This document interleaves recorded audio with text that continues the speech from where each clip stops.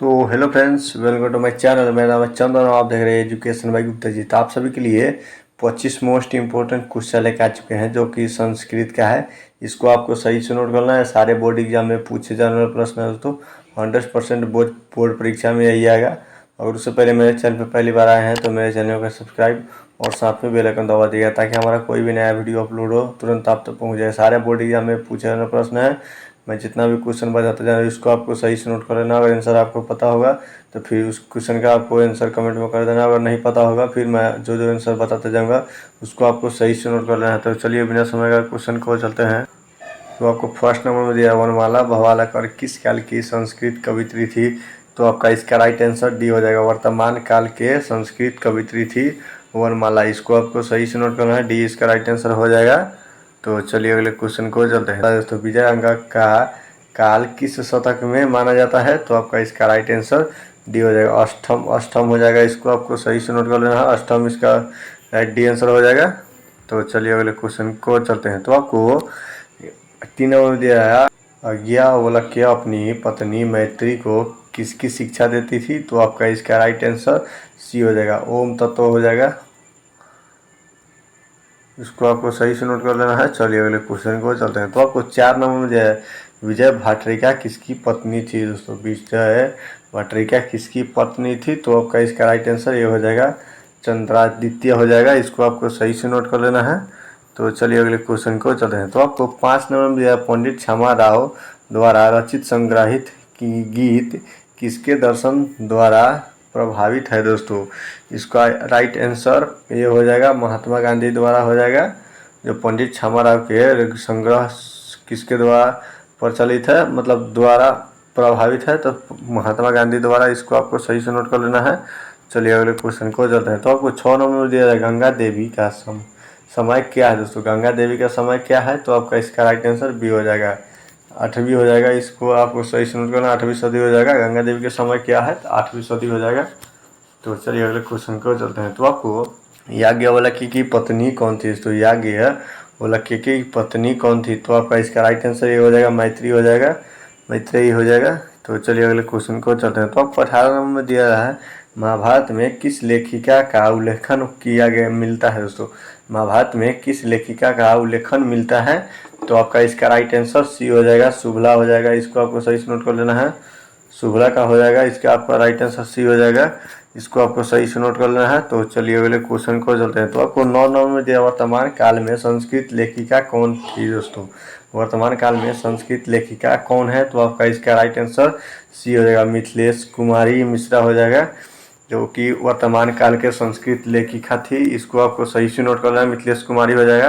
तो चलिए अगले क्वेश्चन को चलते हैं। तो आपको याज्ञवल्क्य ने अपनी आत्म तत्व की शिक्षा किसको दी थी? दोस्तों याज्ञवल्क्य ने अपनी आत्म तत्व की शिक्षा किसको दी थी?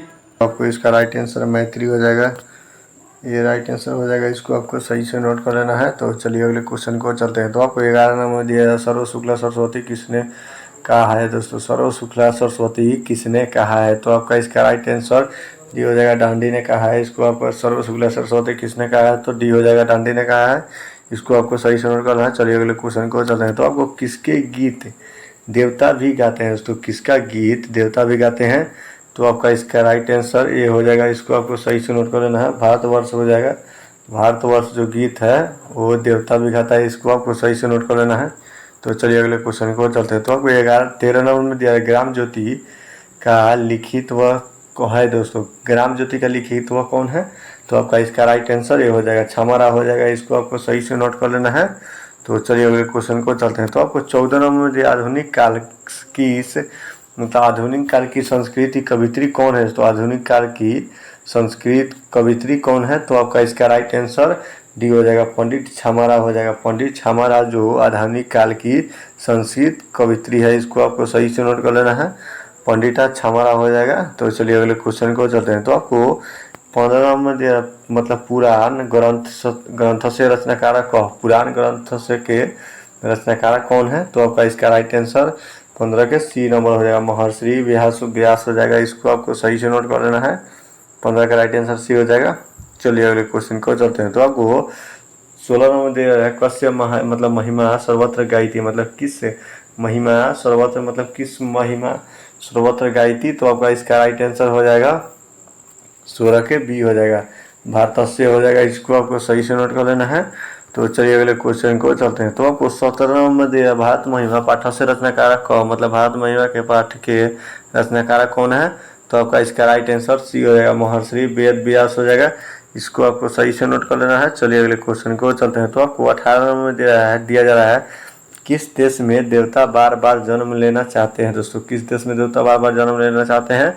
तो आपका इसका राइट आंसर ये हो जाएगा, भारत हो जाएगा। भारत में देवता बार बार जन्म लेना चाहते हैं, इसको आपको सही से नोट कर लेना है। तो चलिए अगले क्वेश्चन को चलते हैं। तो आपको 19 नंबर में दिया भारतस्य शोभाय के प्रशंसा भवंती। दोस्तों मतलब प्रशंसा भवंती। तो आपका इसका राइट आंसर ये हो जाएगा, ईश्वर हो जाएगा।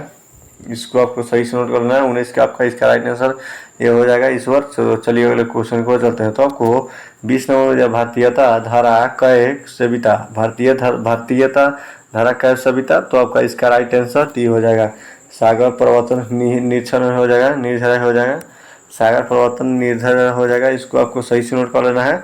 तो चलिए अगले क्वेश्चन को चलते हैं। तो आपको 21 नंबर में दिया परा शब्दस्य अर्थ किम अस्ति। दोस्तों परा शब्दस्य अर्थम किम अस्ति।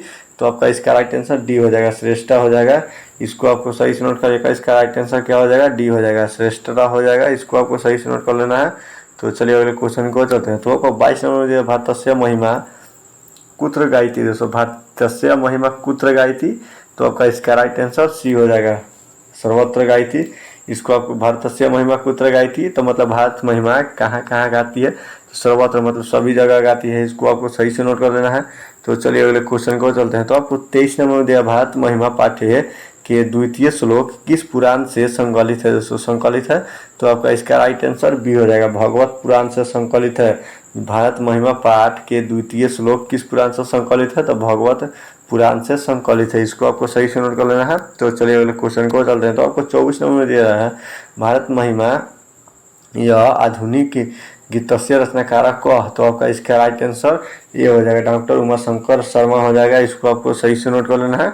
तो चलिए अगले क्वेश्चन को चलते हैं। तो आपको 25 नंबर में दिया कति पुराणिनी संति, कति पुराणिनी संति। तो आपका इसका राइट आंसर डी हो जाएगा। इसको आपको सही से नोट कर 8 हो जाएगा। इसको आपको सही से नोट कर लेना है। उम्मीद करता हूँ कि वीडियो आप लोग के लिए अच्छा लगा हो। अगर अच्छा लगा हो तो वीडियो को दीजिए लाइक और चैनल का सब्सक्राइब।